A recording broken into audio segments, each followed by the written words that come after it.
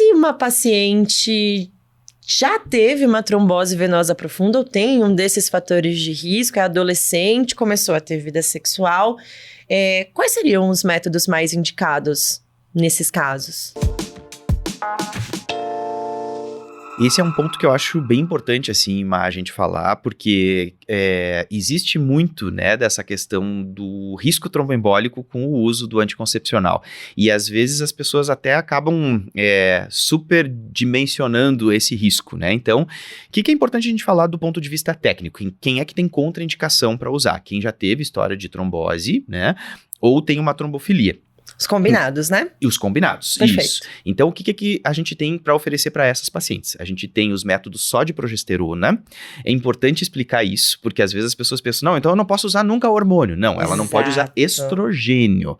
Progesterona também é um hormônio, né, também é um gente? hormônio e ela pode usar progesterona. O vilão da história no risco de trombose é o estrogênio, não é a progesterona. Sim. Então, ela pode usar um injetável trimestral, por exemplo, né, que tem só progesterona, pode usar uma pílula de progestogênio isolado, né, a gente tem as pílulas de desogestrel, por exemplo, que são super... No posto de saúde, ela consegue ter acesso numa boa. No posto de saúde, exatamente, Uhum. E ela pode também usar o implante, né, o implante de etonogestrel, que também é só progesterona. Além dos DIUs, né? Então, ela pode usar o DIU de cobre, pode usar os DIUs hormonais também, porque o tipo de hormônio dos DIUs hormonais é só progesterona. Então, tudo isso a gente pode oferecer para a nossa paciente, ela pode usar com segurança. E aí vem aquela história, né? Tá, mas como é que eu vou saber se eu não vou ter uma trombose com a pílula anticoncepcional?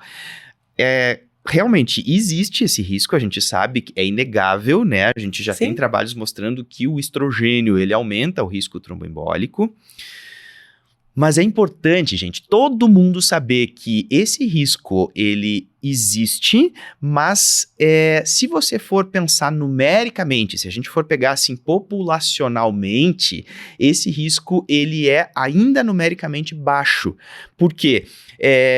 Se a gente for fazer uma comparação assim bem grosseira, tá? Com o fato de engravidar. Digamos que assim, a paciente não vai mais tomar anticoncepcional porque ela não quer se expor ao risco de trombose, mas ela também não quer colocar DIU, ela não quer usar implante, não quer usar nada. E aí, então, tem risco de engravidar.